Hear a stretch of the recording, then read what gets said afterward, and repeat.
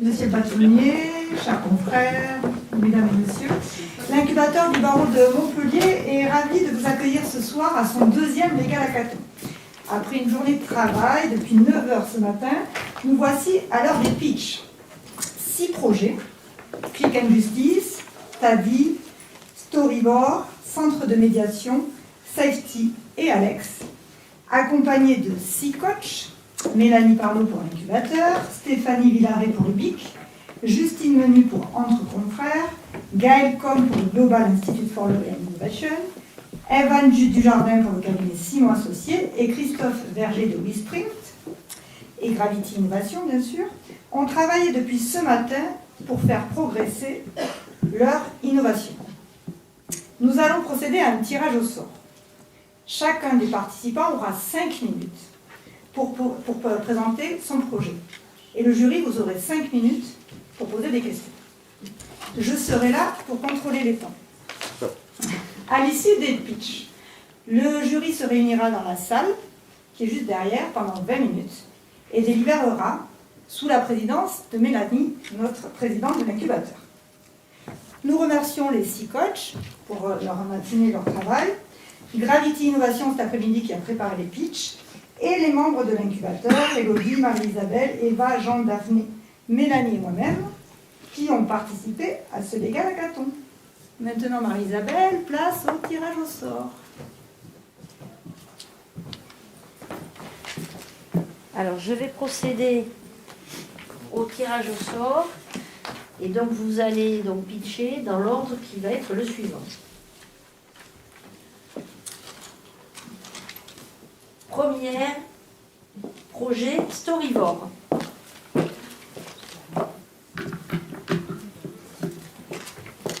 Le deuxième projet qui va passer, c'est le centre de médiation.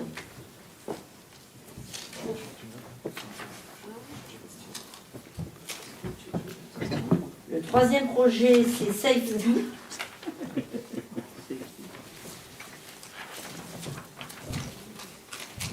Le quatrième projet, c'est Tadi.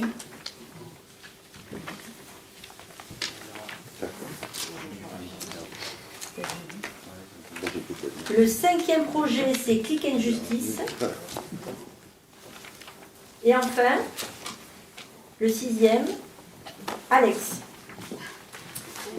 Donc on appelle Storyboard, qui va venir, c'est Catherine, qui va venir nous présenter son projet. Bonjour, bonsoir. Je m'appelle Catherine Fenton et j'ai monté il y a 2 ans une start-up sur Montpellier qui s'appelle les Storyboards et qui a au départ été aidée, structurée par 2 incubateurs, Ionis 361 dans un premier temps, l'école Epitech de développement, et j'ai fait la pré-incubation au BIC. Nous avons...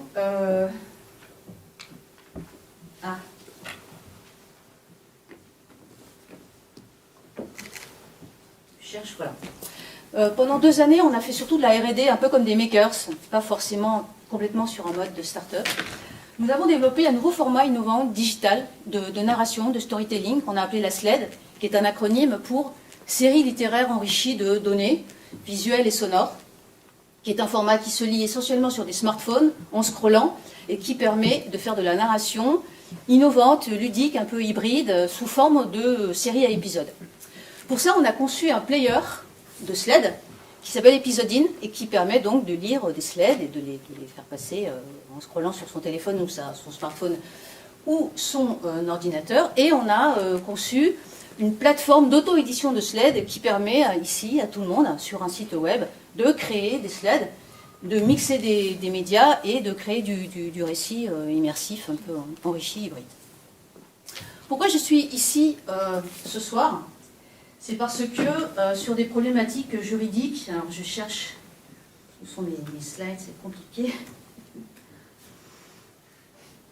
En fait, avec notre technologie, notre proposition technologique, nous allons essayer de répondre à des véritables problématiques juridiques. La première, c'est une problématique que je pense être une problématique générale sociétale, qui est des choses que vous connaissez très bien, qui sont chez les milléniaux essentiellement, enfin essentiellement, qui sont des choses comme l'hyperviolence, le harcèlement envers les femmes, le harcèlement scolaire, le harcèlement sur les réseaux sociaux, etc. Et mêlé à ça, chez la plupart des gens, une véritable méconnaissance du monde du juridique, de qu'est-ce que c'est l'univers juridique, qu'est-ce que c'est la responsabilité, qu'est-ce que c'est le quantum des peines, qu'est-ce que c'est, comment ça marche, comment ça fonctionne un procès, etc. La deuxième chose qui nous intéresse, nous, c'est qu'on sait à peu près que les milléniaux sont des gens assez touchy, qui sont de plus en plus difficiles à toucher, notamment sur les propositions digitales, parce qu'en fait, il y a pléthore de propositions, il y a à peu près tout, et qu'aujourd'hui, pour les pour les intéresser sur des choses, il faut créer des contenus qui sont un petit peu ludiques, qui sont innovants, qui sont différents. Ce que nous, on va faire, c'est que on va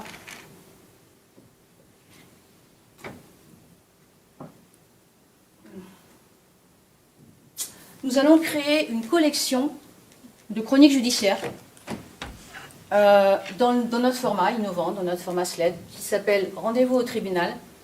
Cette collection, elle va être diffusée sur des smartphones, dans un format qui est le format que j'ai décrit tout à l'heure, complètement attractif et immersif. Et nous allons ajouter à cette collection Rendez-vous au tribunal une couche, je dirais, un petit peu plus pédagogique qui va apporter des informations aux gens sur je dirais, globalement le fonctionnement de la justice. Alors, pourquoi choisir les chroniques judiciaires? Parce que c'est un genre très populaire, c'est un genre qui fonctionne très très bien, on le sait. On connaît tous Faites entrer l'accusé. Rondelat aujourd'hui, il est sur Europe 1, il fait des choses qui s'appellent... je ne sais plus comment s'appelle son émission. Enfin, il y a plein de choses. Il y a des gens qui font des podcasts. C'est un genre qui fonctionne très très bien. C'est un genre populaire qui fonctionne très très bien. On a élaboré un modèle économique pour diffuser, pour vendre notre collection. En janvier, on va lancer une opération de crowdfunding sur KissKissBankBank. Déjà pour faire un POC, ça veut dire pour lancer une première saison de la collection, on est en relation avec des chroniqueurs judiciaires. Donc en fait, on est en train de produire 5 chroniques judiciaires qu'on va diffuser, qu'on va marketer un petit peu pour se faire connaître, pour trouver nos premiers early adopters. Ensuite, nous, ce qu'on veut faire, c'est qu'on veut aller trouver, on veut aller trouver des gens qui sont des diffuseurs de contenu pour les milléniaux, c'est-à-dire des gens comme Brut, des gens comme Vice, des gens comme... Désolée Catherine, je ne peux pas terminer. D'accord. Merci. Alors le jury a certainement des questions. Donc les questions vont peut-être permettre d'aider la suite, à finaliser. Donc qui a une question parmi le jury? Peut-être en 20 secondes synthétiser ce que vous alliez dire à la fin quand même. Ça nous aidera, je pense. Vous avez une question? Oui, c'est la règle du jeu. Non, mais alors, c'est ma question. Est-ce qu'en 20 secondes, vous pouvez synthétiser? Insister un peu sur notre modèle économique, c'est plutôt un modèle économique B2B, où on va aller chercher des médias et des institutions type G2R La Mondiale, des gens qui cherchent à innover, par exemple, sur le harcèlement scolaire. L'idée, c'est peut-être de créer des sleds pour que des gamins de 12 ans puissent lire des récits édifiants de harcèlement scolaire et qu'il puisse y avoir du travail avec les enseignants, réagir par rapport à ça, etc. Donc voilà ce qu'on va faire. On a une équipe pour ça et notre CTO est aussi quelqu'un qui est au BIC qui s'appelle Darius Martin et on travaille avec lui depuis très longtemps et c'est un très bon CTO. Et les illustrations sont fixes ou animées? Alors, les deux. On peut très bien, si vous voulez, sled par sled, on peut très bien imaginer un univers. Nous, pour l'instant, on travaille avec une école qui s'appelle IPESA, qui est une école de graphisme à Montpellier, dans la cité créative. En fait, on peut très bien imaginer que sur une sled, on va faire des photos. Sur une autre, nous, là, sur la première collection, on va surtout dessiner. On va chercher des illustrateurs pour être proche de la BD. Mais après, on peut mettre de la vidéo sur nos slides. On peut mettre n'importe quel format, en fait. Okay. On sait mixer tout ça, on a une base, on a un moteur qui sait mixer tout ça. Quelles sont vos sources d'histoire vraie? Pas vrai. Alors, pour l'instant, nous, on s'associe avec des chroniqueurs judiciaires. Ça veut dire qu'on travaille, on ne crée pas du récit. Moi, je ne suis pas du tout dans le monde juridique. Donc, on travaille avec des chroniqueurs judiciaires qui écrivent plutôt bien. Donc, on les sélectionne. Et notre travail consiste à transformer un récit, à le scénariser de manière feuilletonnante, en fait. Et puis, d'aller chercher des gens qui font du dessin. On sait mettre du sound design, en fait, sur nos séries. On va mettre de la musique. On va vraiment créer un climat qui est complètement un climat dans lequel, ludique et immersif, dans lequel des gens vont complètement s'intéresser à de la chronique judiciaire, alors qu'a priori, peut-être qu'ils ne lisent pas. Bon, c'est vrai que les gens comme Society, avec Dupont de Ligonnès, ce qu'ils ont fait, c'est vraiment du texte. Moi, je pense qu'avec ce format-là, on peut intéresser des gens qui ne vont pas forcément lire des chroniques judiciaires. C'est interactif ?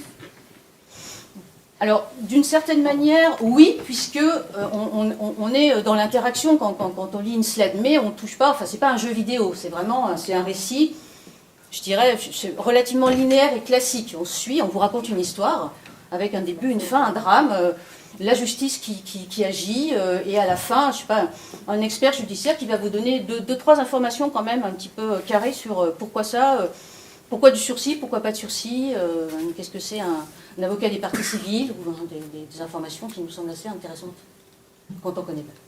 Quand on ne connaît pas cet univers, ce qui était mon cas d'ailleurs, on ne connaît pas. Ouais, sur votre première slide, il y avait marqué combattre les fake news. Oui, bien sûr, c'est très très important. Le lien que vous allez faire avec ces chroniques, comment ça va être il y aura des renvois, des infos Alors, en fait, si vous voulez, nous on est en train de réfléchir, et c'est pour ça qu'on veut aller à la fac pour avoir des early adopters qui sont des étudiants en pénal ou des gens comme ça, parce que toute cette couche juridique, je dirais pédagogique, qu'on veut apporter à notre récit, à notre narration, on veut qu'elle soit... moi je sais qu'il faut une couche juridique, il faut une couche un peu de recul pour donner de l'information à des gens qui ne prennent pas le récit un peu comme ça, comme s'ils lisaient un truc un petit peu morbide et dégueu sur Internet. Mais peut-être qu'il y a des moyens de le faire qui sont des moyens de milléniaux. Moi, je ne suis plus une milléniale, mais il y a des moyens là, on cherche encore, on va encore tester ça auprès de gens qui vont être qui sont notre cœur de cible, en fait. Hein, je dirais. Pour moi, millénial, enfin, on a regardé tout à l'heure, ça va un peu jusqu'à 40 ans, en fait. Donc là, il y a... C'est bon. C'est très bon. Donc en fait, ça peut être la petite rubrique de l'expert à chaque fois, avec quelqu'un qui vulgarise complètement. Vous savez, quand vous avez, là, je pense à un récit qu'on a, une première sled, qui s'appelle Je l'aimais, Madame, je l'aimais. C'est l'histoire d'un gamin qui a poignardé sa petite amie parce qu'elle l'a quitté. Bon, il n'y a rien trouvé de mieux que de la poignarder. Elle n'est pas morte en même temps. Mais je veux dire, ce gamin, il avait 19 ans, il prend 15 ans de réclusion. Peut-être que ça vaut la peine d'expliquer ce que ça vaut ces 15 ans, pourquoi. Enfin, c'est important pour des gamins. Moi, je pense aux Dalton ou à des gens comme ça qui sont complètement hors sol complètement par rapport à la responsabilité du délit, par exemple. Ça me semble important que le grand public, c'est vrai qu'on s'adresse à un genre très populaire. Le fait divers et la chronique judiciaire, c'est quelque chose qui beaucoup de gens adorent. Mais au-delà de ça, nous, je pense qu'on peut se permettre d'aller un petit peu plus loin et de vraiment proposer un peu de recul sur ces histoires-là. Merci Catherine. Bravo.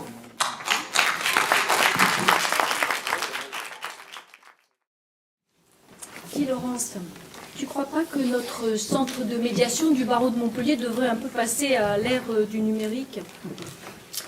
On est au XXIe siècle quand même, on pourrait dépasser le stade artisanal de nos dossiers papier.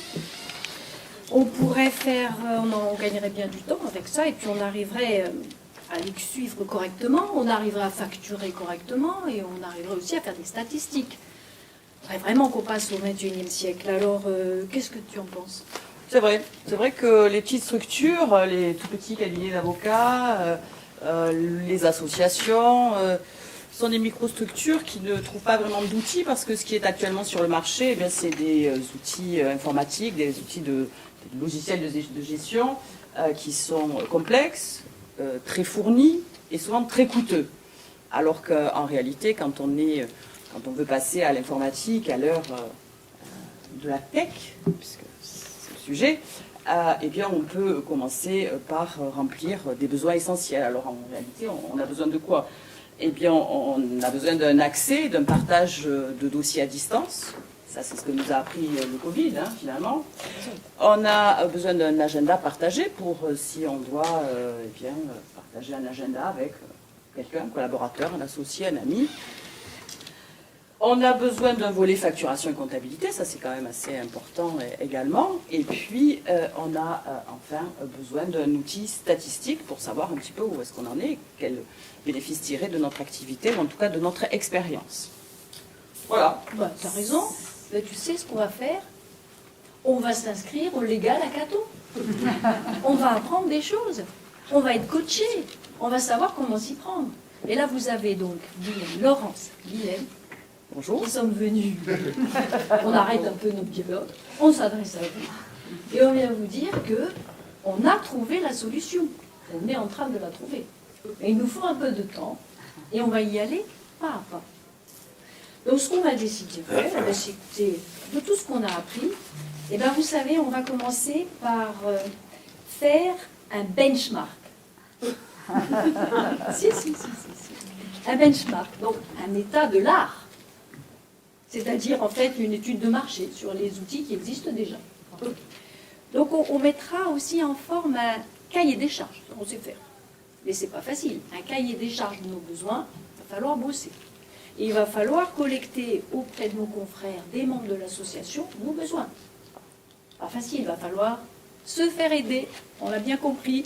On aura besoin de faire appel à un professionnel, parce que nous sommes des professionnels du droit, mais en high-tech, on n'a même pas été fichu de faire un PowerPoint. Donc forcément, pour préparer notre prototype, on va y aller progressivement, on va être humble et on va se faire aider.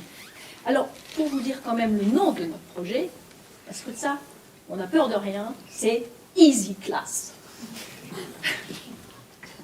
Oui, alors en fait, ce qu'on veut créer, c'est un outil qui amène à la digitalisation des toutes petites structures qui s'en sentent exclues par manque d'information, par manque de connaissance de cette fameuse tech, ou bien qui s'en excluent elles-mêmes, parfois sur une simple problématique de moyens, parce que ces logiciels de gestion sont quand même relativement onéreux, au-delà de leur complexité. Et on aimerait s'appuyer sur les ordres, évidemment, notre ordre, mais aussi les ordres au niveau national, puisque ça a un objectif quand même de toucher une partie réellement non négligeable de notre profession, qui sont les tout petits cabinets encore individuels. On s'appuierait également sur toutes les associations des ordres qui pourraient diffuser l'information auprès de leurs adhérents, évidemment, et ce qui pourrait être développé et mis en place, puisqu'on n'a pas d'objectif de facturation dans le cadre de ce projet, c'est plutôt une mutualisation de l'outil ou un coaching de cet outil auprès des structures qui seraient intéressées pour en bénéficier. Gain de temps, efficacité, meilleure gestion des dossiers, meilleure facturation, Easy Class sera votre indispensable.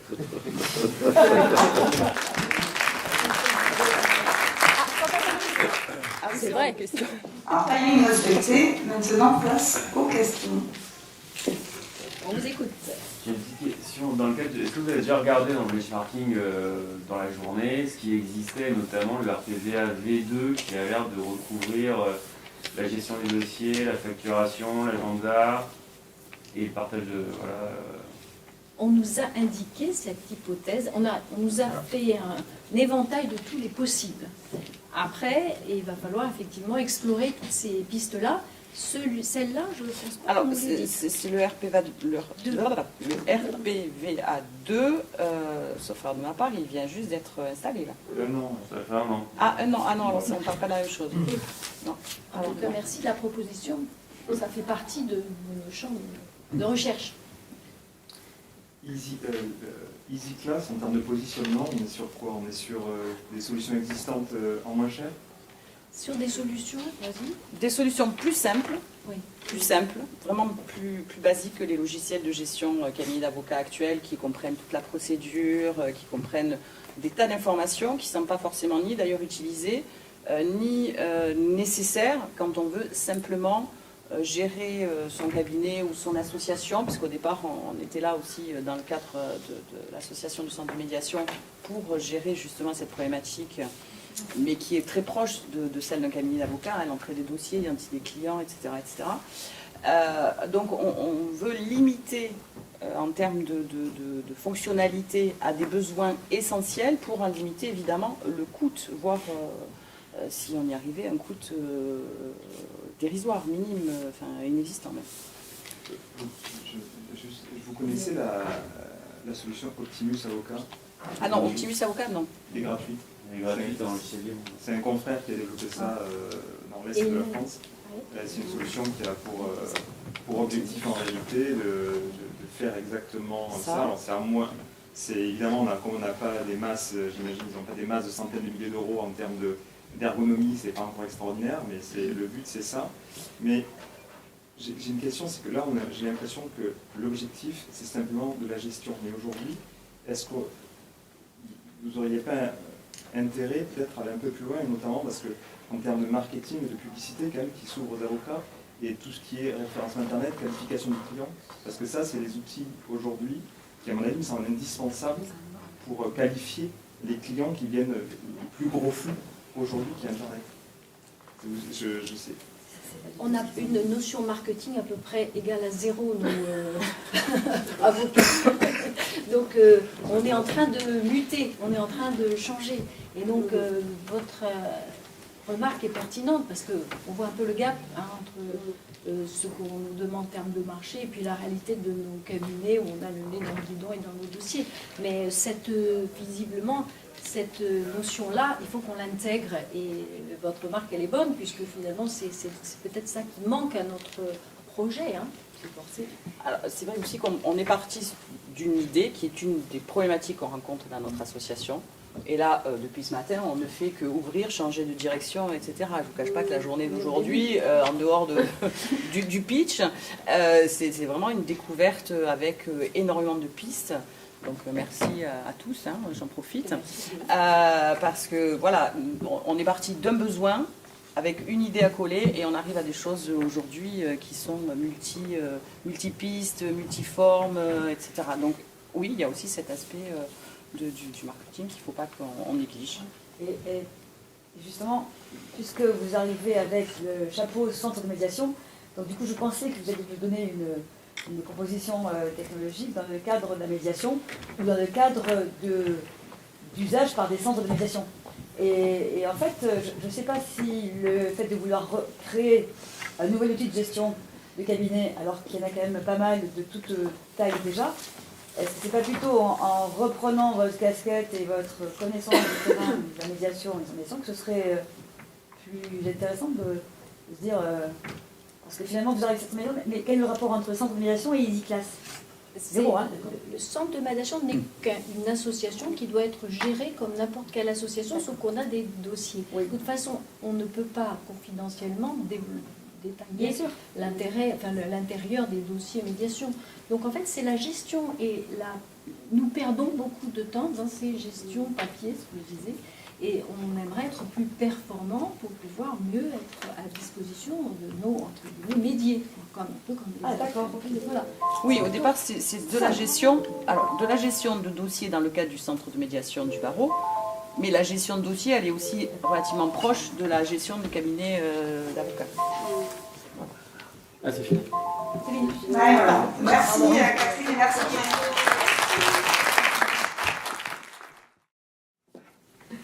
Bonjour. Alors, je me présente, donc je m'appelle Camille Debagnol, donc moi je suis avocat en droit du travail à Montpellier et j'exerce mon activité à destination principale de l'entreprise.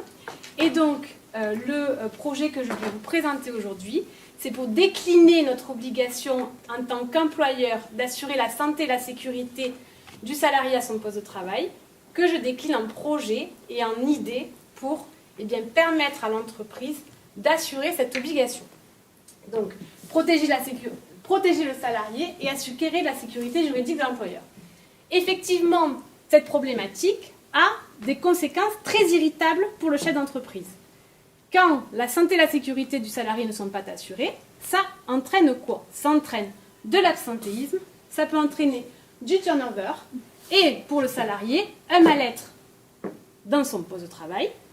Et donc, la problématique également plus large d'un problème sociétal du coût de la sécurité sociale, parce que qui dit arrêt de travail dit indemnisation par la Sécu et coût pour tout le monde. Donc, des problématiques qui me semblent indispensables à résoudre par une solution qui est la création d'un nouvel EPI, qui est un équipement de protection individuelle du salarié, qui est digitalisé et qui a pour objectif d'éviter que le petit caillou qui est dans la chaussure du salarié, parce qu'il y a une problématique au travail qui le chagrine, parce que, eh bien, il fait mal son geste qu'il devrait faire tous les jours à son poste de travail, finalement, devienne, eh bien, un gros caillou pour l'employeur, parce qu'il faut que je gère la dépression du salarié, il faut que je gère son trouble musculo-squelettique, et il faut que je gère toutes ces difficultés qui vont entraîner, ce que j'ai dit au début, l'absentéisme et peut-être son départ de l'entreprise,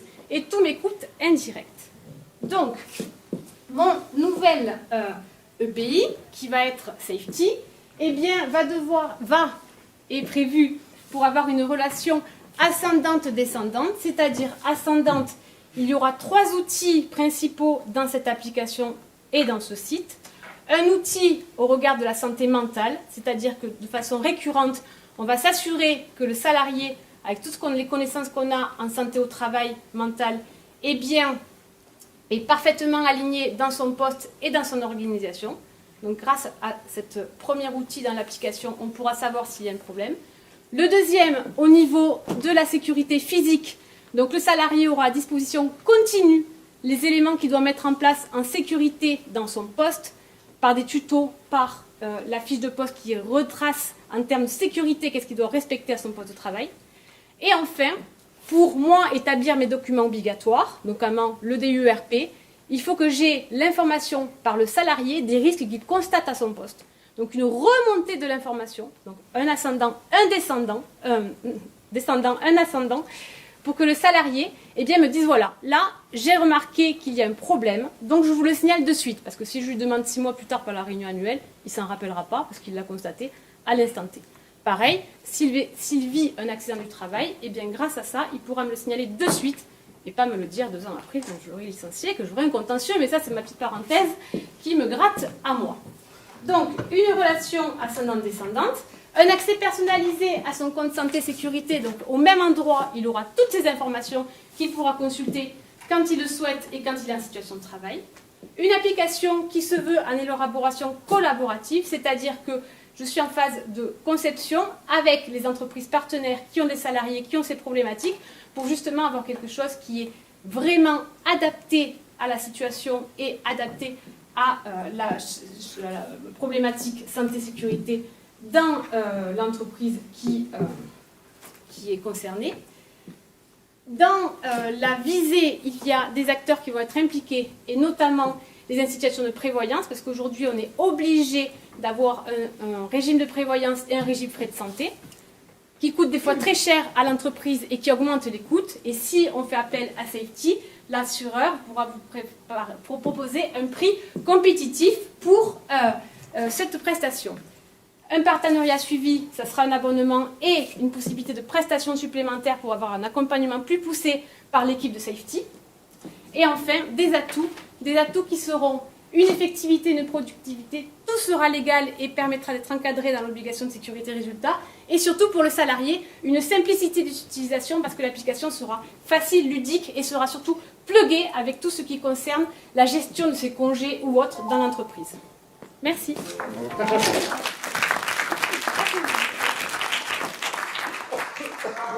Parfait. Voilà. Vous en êtes où actuellement? J'en suis dans ce que je disais, dans la phase d'élaboration collaborative. J'ai beaucoup progressé aujourd'hui d'ailleurs. Vous n'avez pas de proto ou... Comment? Vous n'avez pas de prototype ou Alors du coup, je pensais que j'étais obligée de passer par un développeur pour faire un prototype, mais en fait j'ai appris qu'il y avait notamment des outils, qui permettaient en fait de construire toute l'application et en fait de la montrer comme si c'en était un. Donc c'est Fugmi, je l'ai noté dans mon Donc, on cahier. est à l'étape encore d'idéation. Oui. Vous êtes nombreux? Alors j'ai moi et ma collaboratrice. C'est pas mal. On est beaucoup là-dedans, donc ça va. En termes de modèle économique, comment vous allez gérer C'est-à-dire la vente. Ouais. Alors en fait, l'idée c'est de faire sous forme d'abonnement en fonction du nombre d'utilisateurs de l'entreprise. Donc ça va être le premier stade. Et après, il va y avoir des packs en fonction du suivi. C'est-à-dire que si vous voulez vous débrouiller tout seul avec mon appli, pas de souci, vous prenez l'appli avec l'abonnement en termes de nombre d'utilisateurs. Si vous voulez un suivi plus poussé avec la compétence juridique et la compétence avec un préventeur des risques, et bien du coup, il y aura un forfait. Alors ça va être un pack argent, or, gold, etc. qui va être en fonction de l'accompagnement que vous désirez. Un accompagnement à la mise en place ou un accompagnement tout au long de la vie de l'application dans votre société. D'accord. Et à votre connaissance, vous avez des concurrents? Alors, il y a des concurrents sur la santé ou sécurité, mais qui font beaucoup de pilotage. C'est-à-dire, c'est beaucoup de choses qui permettent de savoir dans l'entreprise combien on a d'accidents, combien on a de turnover, etc.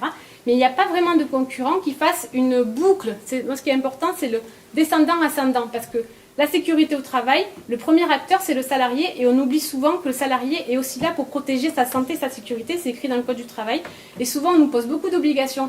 On pose beaucoup d'obligations à l'employeur, mais on oublie aussi cette boucle qui doit exister dans ce domaine-là.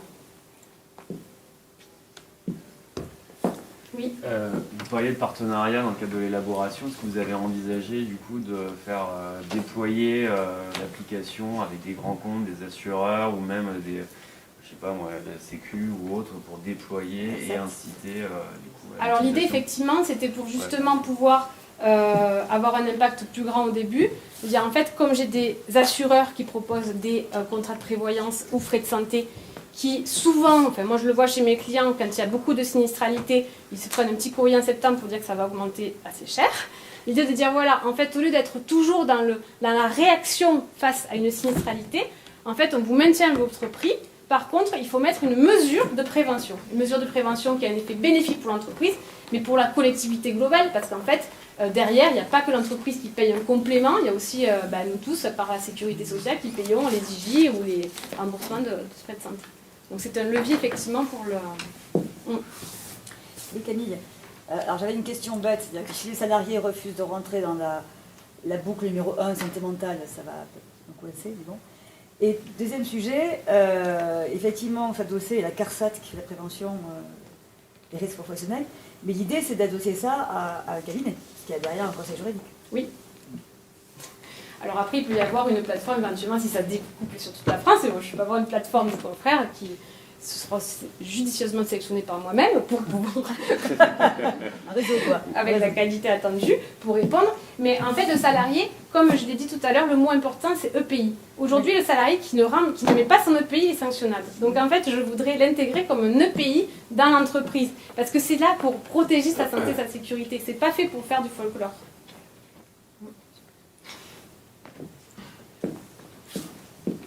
Pas d'autres questions, il reste 1 minute. Et vos clients, c'est l'entreprise ou c'est l'avocat? C'est l'entreprise. Et le vendeur? C'est l'avocat ou c'est vous? Et le vendeur, c'est, ça va être soit, ça sera moi, c'est petit, ou alors le régime de prévoyance, c'est-à-dire que l'assureur mutuel ou l'institution de prévoyance qui va vendre son régime. Peut-être les CSE aussi, tout ça, non?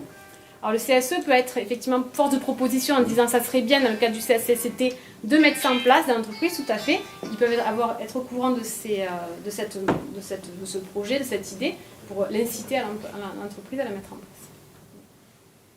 Et même souvent il y a des gros CSE, EDF, ils ont 2000 salariés, ils peuvent aussi se le mettre en place pour eux.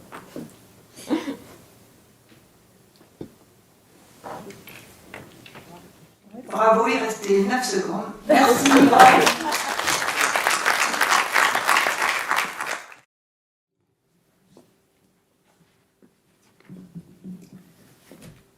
Coucou. Bon, excuse-moi de te déranger.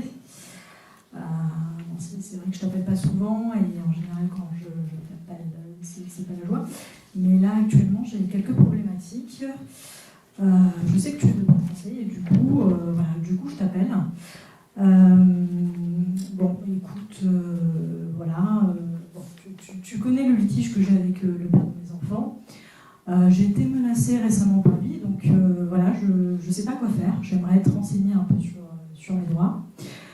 Bien évidemment, lorsque tu as une problématique, tu en as d'autres, puisque il faut que ça vienne en masse, c'est plus marrant. Écoute, j'ai une autre problématique également avec mon employeur. Voilà, il a changé, donc je trouve qu'il est beaucoup plus exigeant. Il a un comportement inadéquat à mon égard. Donc voilà, pareil, j'aimerais connaître un peu mes droits, j'aimerais savoir quoi faire. Sans compter que j'ai également une problématique avec mon bailleur. Voilà, il y a la porte du garage qui ne ferme plus, donc ça fait des semaines que je garde ma voiture dehors. Donc voilà, qu'est-ce que je fais? Et puis, enfin, bien évidemment, comme je t'ai dit, j'ai pas mal de problèmes. Enfin, en tout cas, le dernier problème ne me concerne pas directement, mais concerne mes parents. Voilà, ils ont reçu une convocation en justice.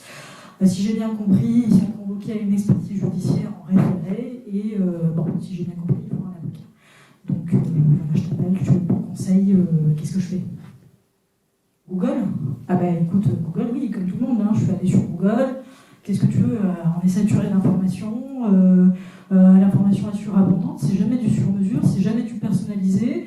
Bon, parfois tu as des résumés d'avocats, bon, c'est très bien fait, mais qu'est-ce que tu veux? C'est jamais du sur-mesure. Donc j'aimerais qu'on me conseille, j'aimerais que ce soit un conseil personnalisé. Les plateformes d'avocats, écoute, c'est bien fait, c'est bien joli, c'est bien fait. Le CNB, oui, je crois que j'ai dû regarder la plateforme du CNB, mais qu'est-ce que tu veux? Après, je tape droit du travail, j'ai 120 avocats, je choisis qui, quoi? Enfin, je connais personne, je choisis qui? Ils ont à peu près, ils pratiquent à peu près les mêmes prix. Voilà, qu'est-ce que je fais? Et puis en général, ils ont un agenda assez chargé, j'ai pas un rendez-vous tout de suite, là j'aimerais être assurée dans l'immédiat. Voilà. Et puis, ou sinon, quand ils ont une disponibilité, je travaille, je ne peux pas. Et pour mes parents, j'ai bien compris qu'il fallait un avocat, donc si tu en avais un à me conseiller, ce serait top. Comment? Si je connais Tadi? Non, je ne connais pas. Bonjour à tous, je m'appelle Ariana, je suis avocate depuis 2016 et j'ai l'honneur de vous présenter mon projet qui est Tadi, ton avocat dans l'immédiat, qui est une application d'utilité publique, vous avez compris, de mise en relation d'un avocat en quête de visibilité et de clients en quête de réponse à leurs questions. Alors, j'exerce ce métier depuis 2016, donc j'ai constaté cette problématique que j'ai essayé de vous illustrer grâce à ce jeu de rôle. Et la problématique, vous l'avez compris, c'est que l'avocat, on pense qu'on en a besoin, que quand il y a un contentieux, quand on n'a pas le choix. Là, je l'ai illustré avec l'exemple des parents qui ont été convoqués en justice. C'est là qu'on pense à prendre un avocat. On n'a pas le choix. Pour les autres questions, on n'allait pas à la personne qui est allée sur Internet, qui a essayé de s'informer, qui n'a pas trouvé de réponse à sa question.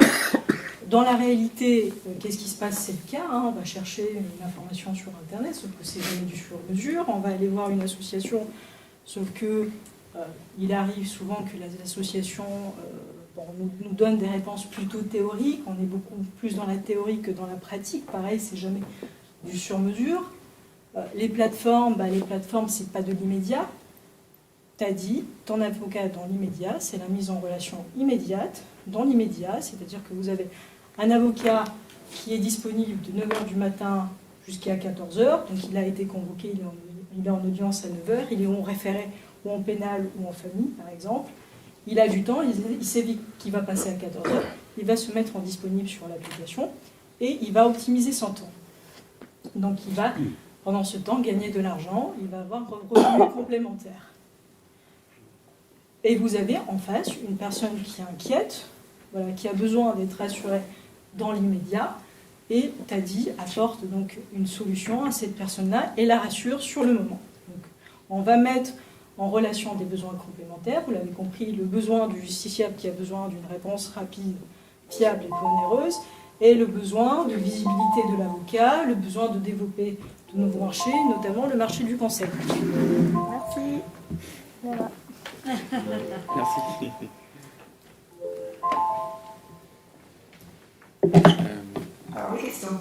Est-ce que vous avez fait une étude de marché, un benchmark, et connaissez un peu les acteurs qui font plus ou moins la même chose. Bien sûr. Alors, outre les plateformes, le premier concurrent de Taddy, c'est Cololoyer. Donc, Cololoyer, c'est une application parisienne. Quand j'ai eu l'idée de Taddy, c'était lorsque lorsque je payais un référencement coûteux sur Internet. Donc, je me faisais référencer, j'avais une visibilité sur Internet et j'avais en moyenne 40 d'appels par mois. Donc sur ces 40 d'appels par mois, j'avais que 2 dossiers qui aboutissaient sur mon bureau.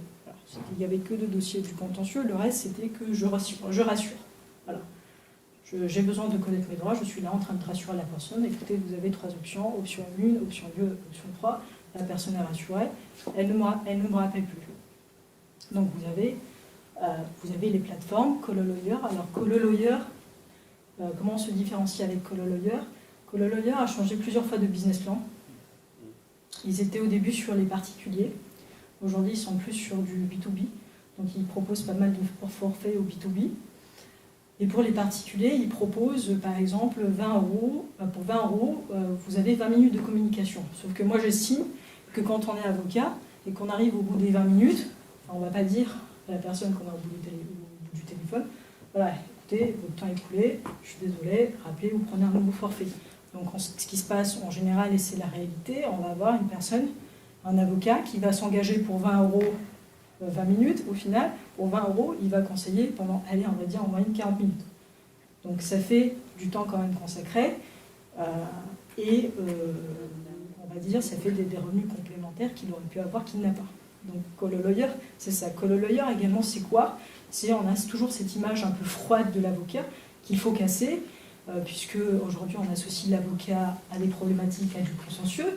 Donc vous avez la plateforme de Cololoyer qui est en noir et blanc. Donc, vous avez la plateforme de Taddy, j'ai mis des couleurs un petit peu plus gaies pour rendre accessible en fait l'avocat. Il faut casser cette image de négatif de l'avocat. L'avocat n'est pas condescendant, l'avocat n'est pas inaccessible. Au contraire, l'avocat est mieux placé qu'une association, mieux placé qu'un assistant juridique qui travaille pour la protection juridique, mieux placé que n'importe qui pour vous conseiller de manière stratégique. Voilà.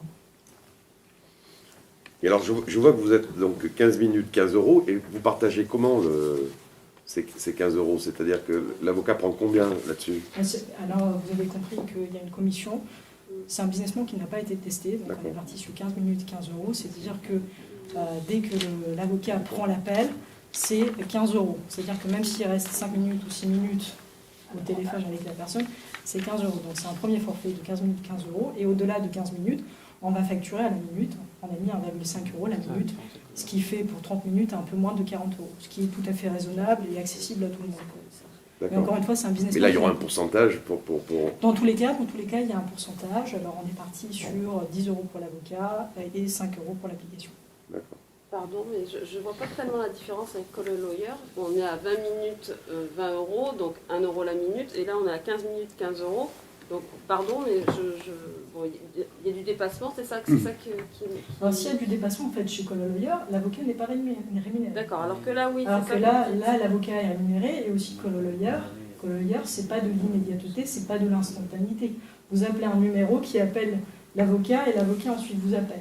Là, c'est de l'instantanéité. Vous avez une liste d'avocats connectés sur le moment, et on vous propose le premier avocat, un système de roulement, qui s'est connecté, donc on vous met en relation avec lui, et vous payez la communication, lui de toute façon il est rémunéré tout au long du conseil qu'il donne. S'il donne 30 minutes de conseil, il est rémunéré, s'il donne 40, il est rémunéré. Cololoyer, c'est 20 minutes, 20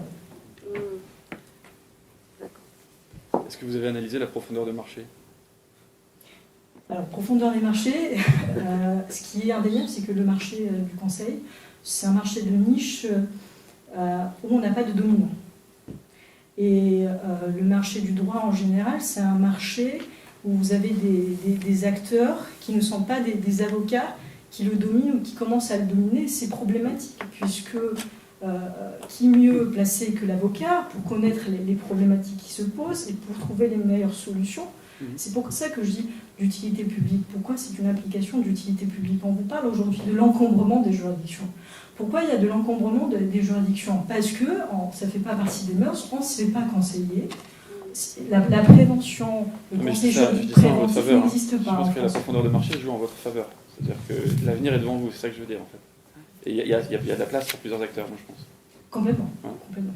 Le marché du conseil en tout cas n'est absolument pas dominé. Il reste 10 secondes. Une dernière question. Alors, juste l'application sera bientôt disponible dans les stores, donc elle pourra être testée pour nous et on pourra obtenir un conseil rapide auprès d'un avocat. Merci. Merci à vous.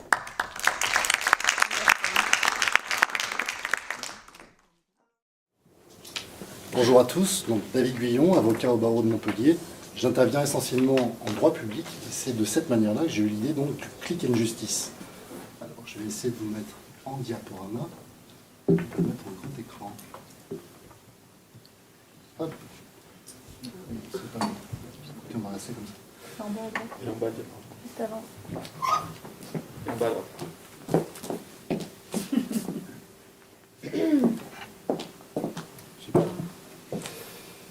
Alors, le pain point, le constat de départ, c'est qu'effectivement, on a un contentieux de masse qui résulte de l'action et des décisions prises par l'administration. La crise sanitaire, c'est effectivement une illustration, mais bien entendu, ce n'est pas la seule idée donc, de contentieux de masse.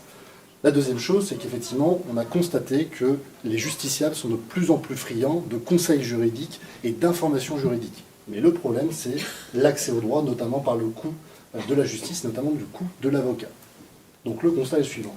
Qu'est-ce qu'on a décidé de faire? Eh bien, on a décidé effectivement de donner une solution de facilité. Facilité pour accès à la justice, facilité pour lier l'acte à la parole, facilité pour accéder également au droit et la facilité pour mettre en relation des avocats avec des justiciables. Pourquoi nous, finalement, pourquoi effectivement on n'y a pas forcément pensé avant? Déjà, d'une part, parce que en grande majorité, les avocats ne sont pas publicistes. Donc ça, c'est le premier constat. Deuxième chose, c'est qu'effectivement, on a déjà une première expérience sur le click and requête. Je l'avais déjà exposé lors de la journée de l'innovation. Le click and requête, seule problématique, c'est qu'on est resté un peu au milieu du gué, puisqu'on mettait à disposition gratuitement des formulaires de requête en format Word, mais en fait, on donnait un outil juridique dont les justiciables n'avaient pas la capacité d'utiliser. Ensuite, à partir de septembre 2021, les choses ne sont pas améliorées, et donc on a mis en place un prototype sur mon site internet guyon-avocat.fr. Il y avait un besoin, une demande, on a tenté d'y répondre et effectivement le succès a été au rendez-vous puisqu'on a engagé un peu plus de 150 recours sur les problématiques suivantes. Les décisions de suspension sans rémunération pour les agents publics qui ne satisfont pas à l'obligation vaccinale, ainsi que les décisions de l'ARS qui enjoignaient aux libéraux de justifier leur statut vaccinal. 150 recours, et bien entendu, on a démultiplié le concept sur d'autres problématiques liées à la crise sanitaire et aux décisions de masse, notamment, je pense ici, fermeture administrative. On sait qu'à Montpellier, notamment, nous avons pas mal de commerces et d'épiceries qui sont régulièrement fermés. C'est un type de contentieux de masse. Actuellement, où est-ce qu'on en est dans le développement de l'application? Eh bien, on a le prototype qui est déjà sur le site guyon-avocat.fr. Si vous souhaitez aller regarder effectivement le prototype, vous pourrez accéder au site et voir qu'il y a un formulaire de requête. Bien entendu, on cherche à distinguer cette activité de ma société de cabinet d'avocat, et donc on va immatriculer une SAS dans les prochains jours, qui va entrer en vigueur à compter de janvier 2022, et bien entendu, on va mettre en place un site internet, qui sera cette plateforme Click and Justice, qui va se dériver en Click and Requête. Vous allez donc saisir directement les juridictions administratives, et en Click and Contest, vous allez contester devant l'administration, soit pour faire naître une décision, soit pour tenter de résoudre amiablement un litige qui pourrait naître avec l'administration. Aujourd'hui, le modèle économique, il est le suivant. On s'adresse essentiellement aux particuliers. Particuliers, personnes physiques, mais également aux entreprises. Je pense ici notamment aux fermetures administratives. On leur propose effectivement plusieurs forfaits, de 150 € à 1200 € TTC, payables en 3 fois sans frais. Vous savez d'avance combien vous allez payer, et ça c'est important pour le justiciable.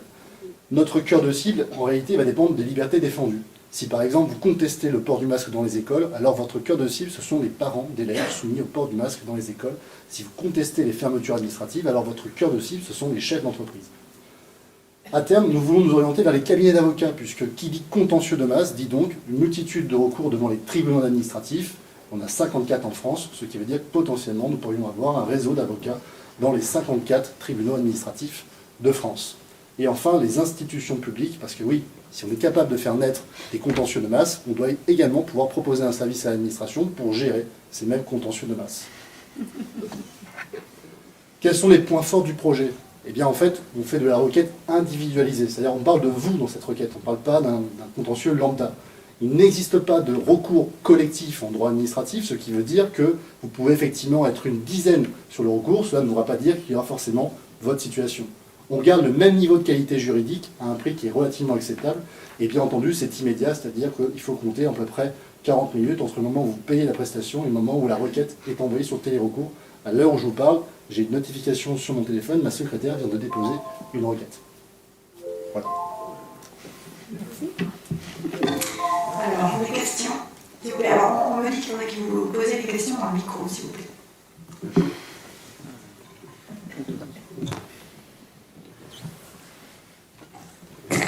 Alors moi je me pose la question, et il est où ce micro? Je me pose la question de la satisfaction du client, parce que le parcours est quand même pas simple de saisir la juridiction administrative. Moi qui suis avocate, je ne suis pas sûre d'en être capable, même en ayant suivi le parcours là, de client d'enquête. Donc bon, il fait son recours à un moindre prix, ok, et ensuite. Est-ce qu'on m'entend mieux si je parle comme ça? Ouais. Alors, en fait, on propose 3 prestations. À 150 € TTC, effectivement, vous n'avez pas l'assistance et la représentation d'un avocat. Mais à 1 200 €, vous avez l'assistance et la représentation de l'avocat. Donc c'est l'avocat ici qui va gérer toute la partie contentieux administrative, donc c'est-à-dire qu'il va envoyer les requêtes, qui va envoyer également les pièces, qui va faire le suivi du dossier, qui va s'occuper également d'aller plaider à l'audience de référé et à l'audience au fond. Et effectivement, à ce moment-là, on est dans une relation normale entre un cabinet d'avocats et son client, et donc là, il n'y a pas de difficulté sur le taux de satisfaction. Alors, du coup j'insiste un peu, je reformule pour celui qui prend le forfait à 150 € et qui donc n'a pas l'assistance de l'avocat. Il a le modus operandi, c'est-à-dire qu'on bien entendu, on recense un petit peu les difficultés et le retour utilisateur des justiciables, c'est-à-dire pourquoi j'ai parlé de cliquer une requête, parce que justement on nous disait que c'était extrêmement compliqué de le faire, et à ce moment-là, en fait, on leur propose une autre solution, c'est qu'ils appellent directement le cabinet d'avocats et ils prennent un appel téléphonique à 55 € les 20 minutes pour être assistés pour déposer la requête. Bien entendu, c'est un prix d'appel, l'intérêt c'est de passer par un cabinet d'avocats. Ok. Et donc pour ceux qui ne sont pas passés par les services d'un cabinet d'avocats et qui l'ont fait seul, quel est le taux de satisfaction à l'heure actuelle, puisque j'ai compris que c'est déjà en cours? Le taux de satisfaction pour le moment effectivement est plutôt bon. Après on a 3 mois à peu près de recul, puisque jusqu'à maintenant le click and requête, justement, on avait eu un taux de satisfaction qui n'était pas forcément très bon. Là aujourd'hui j'ai l'impression qu'on est meilleur, mais voilà, on va attendre un petit peu l'utilisation des utilisateurs et bien entendu on sera attentif au retour d'expérience. D'accord. Alors le client renseigne quelque chose qui est préétabli? En fait, il a un formulaire de requête. En fait, si vous allez sur le site client-avocat.fr, vous allez voir que vous avez toute une série d'informations à rentrer qui va poser des questions de plus en plus précises. Et en fonction des réponses que vous allez apporter, ça va générer dans la requête des alternatives qui vont nourrir votre requête. Donc vous aurez des arguments qui vont répondre des réponses que vous allez donner. Et vous avez vraiment une requête qui va parler de vous et de votre situation. D'accord. C'est un peu comme justice.fr. Pardon. Micro. Bizarre. Je ne connais pas justice.fr, mais c'est des formulaires automatiques sur service public, c'est ça? Une plateforme qui a eu son heure de gloire et qui permettait aux particuliers d'introduire des actions, notamment au prud'homme, tout seul, en remplissant des formulaires. Alors je ne sais pas si effectivement c'est notre similaire, probablement, mais pour le coup, nous on le fait devant les juridictions administratives. Et pardon, j'ai une question, mais c'est pas technique en fait. Là, c'est destiné aux contentieux de masse, a priori. Donc, les clients, quand ils veulent saisir l'administratif par vos soins, ils sont prévenus en début que ça ne concerne que les contentieux de masse, ou pas? Oui, de toute façon, dans le formulaire, en fait, au fur et à mesure avant de remplir le formulaire, déjà, il y a un petit texte explicatif, et au moment du formulaire, si effectivement vous n'êtes pas sur un contentieux administratif, ben, en fait, vous n'allez pas pouvoir remplir le formulaire. Et si jamais on s'aperçoit qu'effectivement, par exemple, nous, pour les agents publics, ce sont des salariés, on rembourse la requête, bien entendu, et on leur dit que là, ils ne sont pas devant la bonne juridiction. Ça nous est déjà arrivé d'ailleurs. Est-ce que vous avez un exemple à nous donner de contentieux, en dehors de ceux actuellement disponibles, qui concernent essentiellement la vaccination des soignants, le refus de vaccination des militaires et gendarmes, etc. Parce que là, vous êtes sur une niche, qui est ce qu'elle est, mais quels sont les autres contentieux de masse auxquels vous pensez ? Vous aurez remarqué comment, habilement, j'ai quasiment évité à tout moment de parler de la crise sanitaire, raison pour laquelle le click and justice a vocation à s'intéresser aux contentieux de masse. Alors aujourd'hui, j'ai donné 2 exemples. Il y a également les questions des fermetures administratives. Comme je disais, en fait, j'assiste pas mal d'épiceries de nuit qui sont fermées administrativement, généralement par la préfecture ou par la commune. Ça, c'est un exemple de contentieux de masse. Quand j'avais commencé mon exercice également, on avait les contentieux sociaux, c'est-à-dire le RSA, les APL, l'AH, ce sont des petits contentieux pour lesquels on serait capable, à un tarif extrêmement avantageux, de leur produire une requête de qualité à un haut niveau juridique qui serait à la fois accessible pour le justiciable qui, lui, généralement est bénéficiaire de l'AJ, et à la fois rentable pour l'avocat qui, lui, va faire une fois la requête et qui va automatiser. Merci David.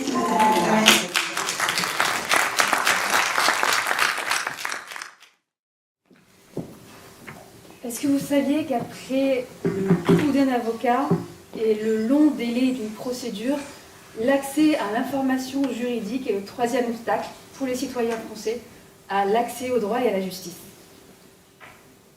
Alors, je m'appelle Pauline Planck, je suis avocate collaboratrice dans un cabinet qui exerce en propriété intellectuelle et je suis amenée à accompagner des créateurs d'entreprises, des start-up, des TPE, des PME et même des accompagnants de ces acteurs-là, les BIC, les accélérateurs d'entreprises.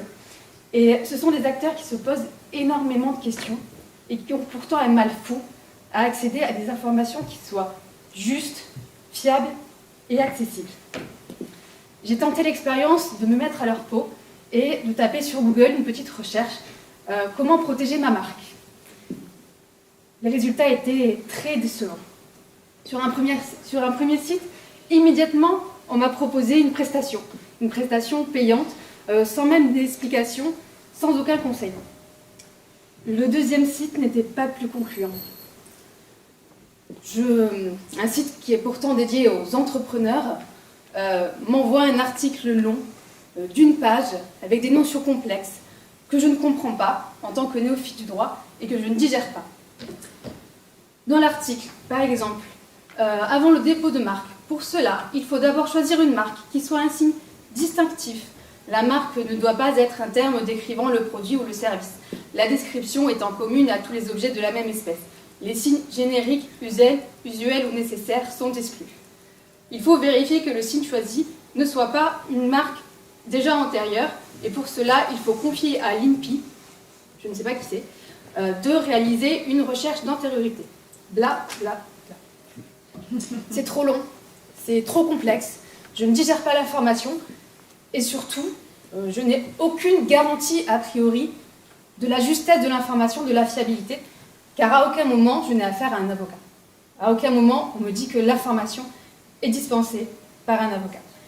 Et la solution que je propose, justement, c'est de replacer l'avocat au centre de la communication d'informations juridiques grâce à un outil simple, reconquérir le public, en incitant les avocats à utiliser les outils simples du legal design. Je propose aux avocats de rédiger des fiches d'information juridique, donc dans mon domaine, la propriété intellectuelle, la propriété industrielle, puisque les acteurs, les TPE, PME, start-up, etc. sont des gros demandeurs d'informations. Je leur propose une base de données Alex qui est composée de fiches juridiques rédigées dans un langage simple, clair, accessible par des avocats. Par des avocats qui, en contrepartie de la rédaction de cette fiche, auront une vitrine et une visibilité dans le contenu informatif qui est proposé aux justiciables. Ça, c'est le projet donc Alex, qui a pour mot fort, pour point fort, l'accessibilité et la fiabilité de l'information donc qui est dispensée à travers des fiches juridiques. L'accessibilité, donc, par le biais du legal design, qui est aujourd'hui pour moi un outil complètement indispensable pour dépoussiérer l'image de l'avocat, pour reconquérir le public et lui redonner confiance dans les informations qu'il reçoit. Donc cela passe par des schémas, de l'infographie, un langage court, simple, direct, qui sera formalisé dans mes fiches juridiques grâce à une trame, grâce à des codes d'écriture auxquels devront se soumettre les avocats volontaires pour rédiger les fiches. Ensuite, le deuxième point fort de mon projet, c'est donc la fiabilité de l'information. Puisqu'aujourd'hui, sur Internet, on trouve de l'information sur tout. Il y a un problème d'infobésité, mais on ne connaît pas la justesse et la fiabilité de l'information qu'on reçoit. Et moi, mon projet Alex, il a vocation à s'emparer de cette problématique-là en communiquant des informations qui sont fournies par des avocats, rédigées, vérifiées, validées par un avocat. Mais ça ne s'arrête pas là, ça ne s'arrête pas à la simple communication d'informations, puisque le justiciable qui aura reçu des renseignements donc compréhensifs, directs dans un langage règle, dans un langage clair, aura une appétence, aura une volonté certainement de poursuivre son approfondissement de sa situation juridique avec l'avocat. Et là, l'avocat rédacteur de la fiche, je rappelle qu'il a une vitrine sur le contenu informatif. Et il y a une mise en relation qui est proposée. Une mise en relation un peu comme ce qui existe sur la plateforme CNB Avocat, sauf que là, la mise en relation est directement associée au contenu informatif, au legal design qui a été digéré.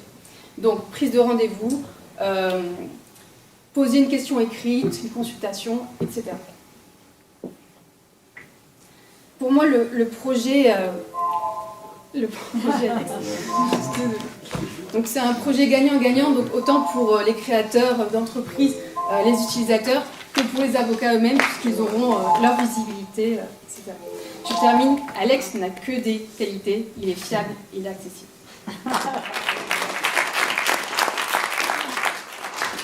Alors les questions, s'il vous plaît. Moi, je voudrais en savoir un peu plus sur le modèle économique, du coup. Alors en fait, je suis vraiment au tout début du projet, vraiment au tout début. Mais le modèle économique, donc si je reviens sur le win-win, pour moi, l'information juridique, elle doit d'abord être donnée à un premier niveau gratuitement aux utilisateurs.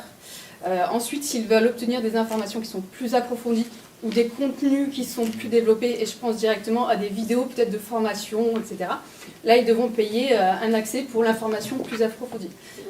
Ensuite, vous avez les incubateurs, les accompagnants, donc les prescripteurs, qui, eux, pourront acheter des contenus agglomérés, puisque les fiches juridiques ont vocation à être nombreuses. Au bout d'un moment, on aura des packs de contenus qu'on pourra vendre et être réutilisés comme des formations par ce type d'accompagnants. Les avocats aussi, ils pourront payer un abonnement pour afficher, pour communiquer leurs fiches, pour rédiger leurs fiches sur Alex, étant précisé que du coup, nous, on revient sur la fiche en procédant des traitements de legal design, etc. Il y a des trames à respecter, donc il y a quand même un travail de vérification de la fiche, mais l'avocat sera censé payer un abonnement puisqu'il aura une visibilité qui est assurée par la fiche. En fait, je pense que le modèle économique, en tout cas pour les avocats, va interroger d'abord les premiers confrères, les jeunes confrères qui n'ont pas de site internet et qui recherchent une visibilité sur internet. Et ce projet-là, de leur mettre à disposition des fiches juridiques qui, en soi, c'est très simple à faire, une fiche juridique, et qui va leur permettre d'interroger, d'interpeller des justiciables qui vont consulter leurs fiches et qui vont possiblement après entrer en relation avec eux. Je pense que c'est primordial aujourd'hui pour les jeunes confrères, en tout cas pas forcément pour les gros cabinets d'avocats qui ont déjà des grands médias de communication, mais en tout cas pour ma génération, oui. Quelle serait la différence avec un site comme Village de la Justice qui permet déjà d'être référencé Alors, Village de la Justice, pour moi, ce sont des articles qui ne sont pas du tout compréhensibles pour le justiciable. Ce sont des articles qui commandent des arrêts avec le plan grand 1, grand 2, grand 1, grand B, presse. En tout cas, pour moi, je suis justiciable, je suis non juriste, j'ai aucune compétence juridique. Je ne suis pas capable de comprendre un article. Enfin, en tout cas, la majorité des articles sur Village de la Justice, je ne peux pas. Et après, je ne crois pas que Village de la Justice s'y propose immédiatement une mise en relation avec l'avocat rédacteur de la fiche ou d'autres avocats qui ont la même compétence que le rédacteur. Sur Village de la Justice, c'est les avocats qui rédigent même l'article. Oui. Ce qui sera la même chose sur Alex. Oui, donc, mais... Qu'est-ce qui va se passer? Est-ce que c'est Alex ensuite qui va dire c'est trop complexe, il faut reformuler? Qu'est-ce qui se passe en fait? Quel est le travail de vérification? Parce qu'effectivement, sur Village de la Justice, il y a à boire et à manger en termes de complexité, mais tout n'est pas complexe. Et donc en termes de flux généré pour l'avocat, c'est très bon parce que c'est très bien référencé. Et donc je me pose la question de savoir, donc là j'ai bien compris cette mise en relation qui effectivement est un plus, parce qu'il faut payer sur la justice, mais en termes de retranscription, qui fait cette vérification? Et du coup, alors, je pense qu'il est complètement possible de travailler sur des traitements semi-automatisés avec le legal design. Tout simplement, quand un texte est trop long, il y a un blocage. Il y a des mécanismes qui existent qui sont déjà automatisés. Et après, je pense qu'il faut laisser l'humain aussi, et certainement, en tout cas dans un premier temps, j'imagine comme ça, derrière la vérification des fiches, il faut forcément une personne qui est formée au legal design et au legal thinking. Et voilà, à mon avis, ce sera un mélange entre l'automatisme et l'action humaine. Mais pour finir, je pense, à un maximum d'automatisation. Mais il y aura une vérification, puisqu'on apporte les outils du legal design, on ne laisse pas l'avocat, sinon il n'y aurait pas de cohérence entre toutes les fiches. Pourquoi Alex? Alors Alex, parce qu'il y a avocat dedans et explication à Alex. Et aussi ça fait penser à un prénom, donc ça humanise. Alex, il n'a pas vocation à remplacer l'avocat, mais il est là pour redonner confiance un petit peu au justiciable en lui donnant des informations juridiques, et il va préparer ensuite la mise en relation avec l'avocat. Voilà, c'est réconfortant, c'est humain, c'est bienveillant. Au-delà du modèle économique, est-ce que vous avez réfléchi au coût de création? Parce que c'est intéressant, mais il me semble que le coût de création sera élevé. Alors, je ne le conçois pas forcément, parce qu'au début, on ne va pas marcher sur tous les domaines du droit. Là, on travaillera en premier temps en propriété intellectuelle et plus précisément en propriété industrielle. Et aussi, j'aimerais bien en données personnelles. Parce que les données personnelles, c'est très porteur. Et c'est un immense domaine du droit qui est très très complexe, qui n'est pas du tout digéré par le justiciable, surtout par les auto-entrepreneurs, les TPE, PME. Et je pense qu'il y a un gros travail de simplification à faire là-dedans. Et finalement, une fiche juridique, c'est pas énorme en soi. On a un travail comme ça au cabinet de rédaction des fiches. Une fiche, pour moi, c'est 2 heures. Et après, je pense que tous les avocats sont à même de donner une partie de leur temps à la création de la fiche, en contrepartie d'une grande visibilité sur le site. Et non, pour moi, je pense que c'est pas impossible. Je ne sais pas si j'ai répondu. Merci, merci Pauline et bravo.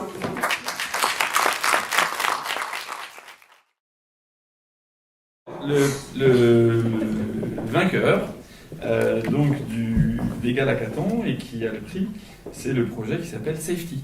Bravo.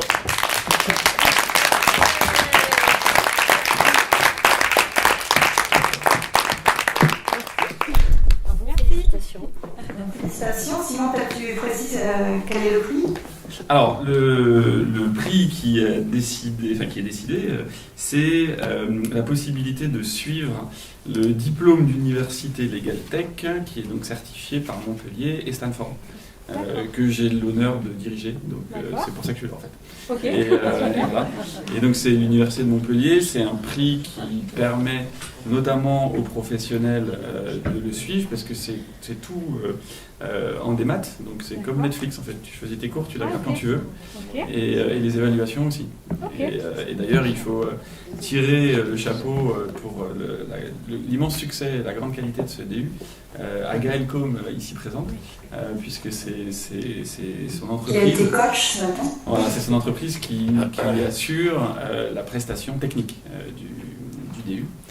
Et donc il y a une partie innovante dont elle est aussi responsable. Et sinon il y a des super intervenants de toute la Legal Tech française et aussi américaine, donc, de Stanford, etc. Bon, mais super, soit. Voilà. Merci, En plus, il faut vous dire que pour tous les participants, il y a également un abonnement au Juriste de demain, qui est une plateforme également de cours en ligne. Et pour le gagnant, c'est un abonnement annuel donc à la plateforme à partir donc de maintenant, en utilisant donc le code qui est donné. D'accord. Voilà. Merci beaucoup. Bravo.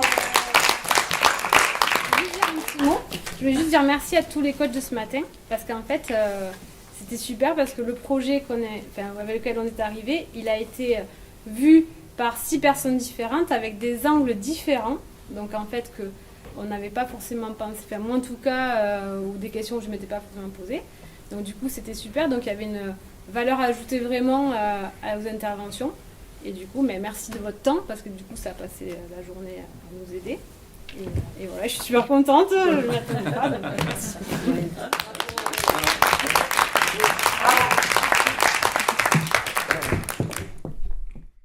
Alors, le deuxième prix, c'est le prix coup de cœur. Il va être remis par Justine Menu. Justine, je te laisse te présenter. Oui, alors bonsoir à tous. Moi je travaille chez Entre Confrères. Je suis associée à Marie Dio qui est avocate et fondatrice d'Entre Confrères. On accompagne les avocats sur les sujets business, innovation et marketing. Donc on les accompagne sur la stratégie et conseil. Et donc là j'appelle sur scène Alex, le projet Alex. Bravo. Le projet coup de cœur, bravo.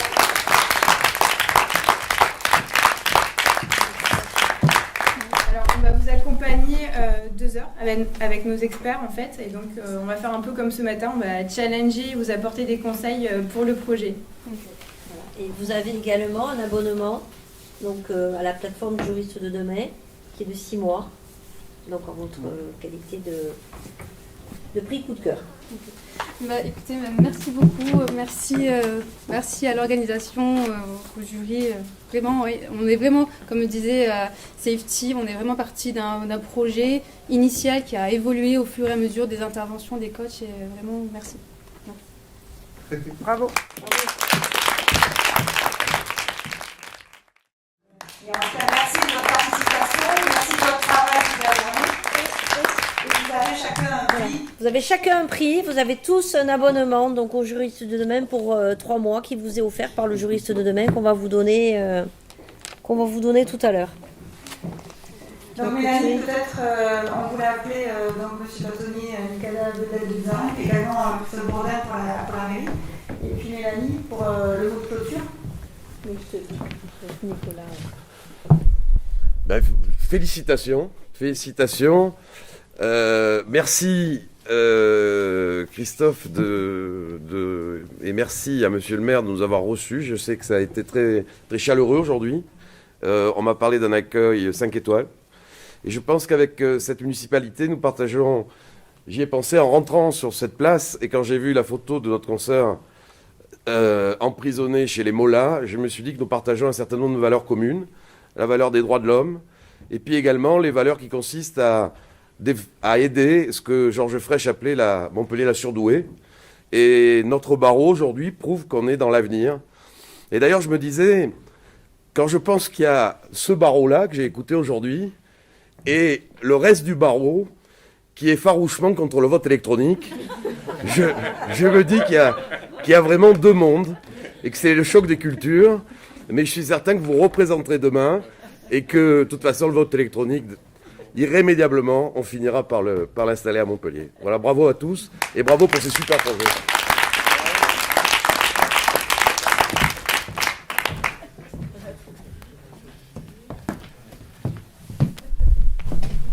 Bon, ben, écoutez, au nom du maire Michael Delafosse, qui n'a pas pu être présent aujourd'hui et qui le regrette parce que c'est une promesse qu'il avait faite à la présidente. Et d'habitude, il tient ses promesses. Et aujourd'hui, il a vraiment eu 2 empêchements. Le premier, c'est que malheureusement, la crise Covid s'accélère de plus en plus. Et il a annoncé d'ailleurs il y a quelques heures que certaines manifestations communes et métropoles allaient être de nouveau annulées, puisqu'il y a des surtensions, notamment au niveau du CHU. Donc ça a été la première raison. Et la deuxième raison, c'est qu'il a été appelé, mais là pour une bonne chose, un ancien ministre qui s'appelait le ministre Guesso, qui l'ont connu, qui recevait aujourd'hui un prix très honorifique et qui avait demandé la présence du maire. Et donc il l'a su très tardivement, et ce qui explique qu'il ne peut pas être présent aujourd'hui et que je le représente. Mais sachez, comme l'a dit monsieur le bâtonnier, qu'il est très attaché à notre barreau. Je le dis à chaque fois que je fais sa représentation auprès des confrères.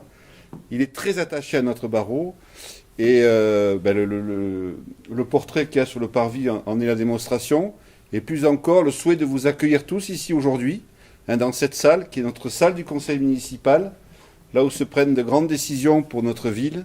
La dernière en date, avec beaucoup d'émotion, c'est qu'ici même, qu'ont été accueillis les Afghans qu'on a pu faire venir de Kaboul grâce à l'intervention aussi du club de hand.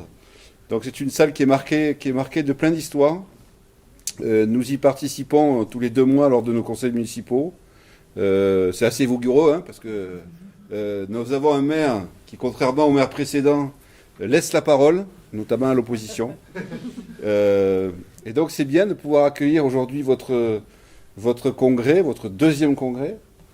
Et je félicite tous les participants. Je suis, en tant que confrère, moi je suis admiratif de voir toutes les idées qui peuvent germer.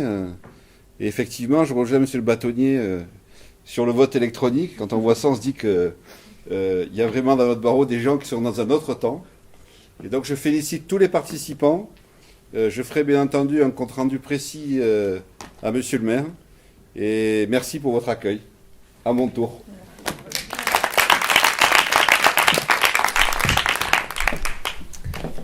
Alors, je vais faire un discours qui va d'abord parler de vélo, ensuite de cailloux, et pour terminer, je parlerai de jardinage. Donc, le vélo, pourquoi? Parce qu'en fait, nous, avocats, on passe notre temps le nez dans le guidon. Et je l'ai entendu plusieurs fois aujourd'hui. Hein. On dit, en fait, on n'innove pas parce qu'on n'a pas le temps, on produit, on travaille, voilà. Donc en fait, l'incubateur du barreau de Montpellier, depuis 3 ans, son job, c'est d'essayer de vous aider à relever la tête de temps en temps pour essayer de regarder un peu ce qui se passe plus loin et se donner cet espace aussi pour innover, pour... Voilà, cette journée que vous êtes offert, vous, ces 6 candidats, vous avez tous gagné pour moi, parce que vous vous êtes tous offert cet espace de respiration, de réflexion, et ça, c'est vraiment un cadeau que vous vous êtes fait à vous-même, et franchement, je vous en remercie, parce qu'on a besoin d'avoir des projets pour pouvoir vous faire avancer. Donc, c'est vraiment déjà très bien. Et le deuxième sujet, donc, c'est le sujet des cailloux. Comme je dis toujours, c'est pas moi qui l'ai inventé, on me l'a raconté, c'est que souvent dans notre vie, on a tendance à remplir notre vie d'eau. Et il n'y a plus de place pour rien mettre, en fait. Une fois qu'on a mis l'eau dans le bocal, on ne peut pas rajouter, ça déborde. Donc la première chose qu'on propose de mettre, c'est les gros cailloux qui permettent ensuite laisser de l'espace pour des plus petits cailloux, puis du sable, puis de l'eau. Voilà. Donc en fait, souvent dans nos projets de cabinet, finalement, on met que de l'eau, c'est-à-dire tout le flux en fait qui rentre. Et on s'autorise pas à se dire je vais faire une formation, même si ça me rapporte pas des sous tout de suite. Je vais quand même prendre ce temps-là. Moi, je sais que souvent, j'ai des confrères, je les appelle, je leur dis non, mais il faut venir aux événements de l'incubateur, c'est intéressant, etc. Et je leur dis mais en fait, là, j'ai pas le temps, il faut que je fasse des choses qui me rapportent de l'argent tout de suite. Donc, en fait, les gros cailloux, c'est effectivement ce que vous avez fait aujourd'hui. Vous avez mis des gros cailloux. Je pense que vous avez appris plein de choses. Et donc, dans cette journée, vous avez commencé à mettre... Et donc, il va falloir continuer à mettre des gros cailloux dans votre bocal de construction de votre projet d'avocat de demain, on va dire. Et enfin, je finis par le jardinage.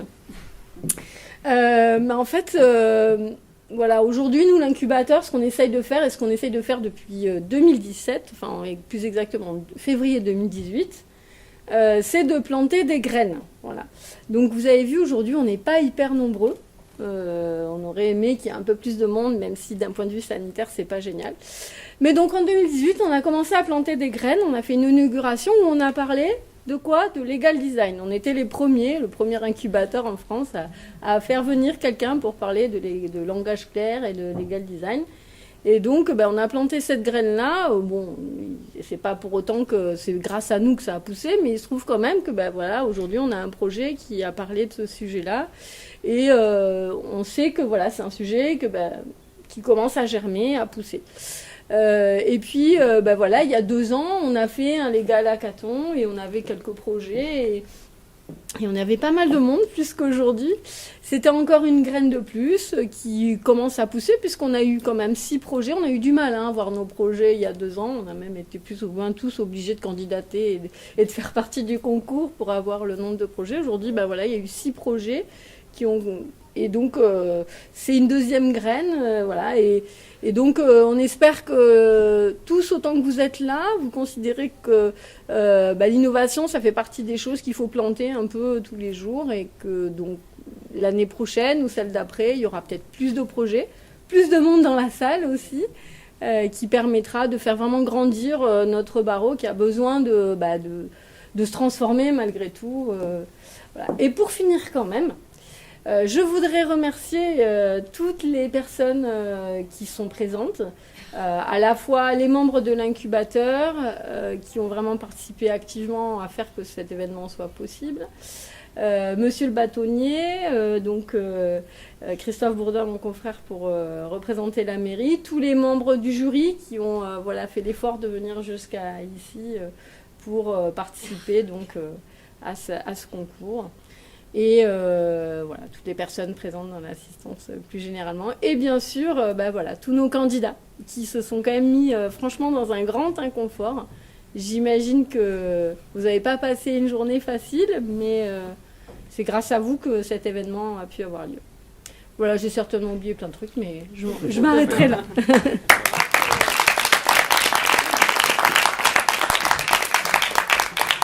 Et donc, vas-y, c'est il y a encore tout. C'est ça qu'on veut.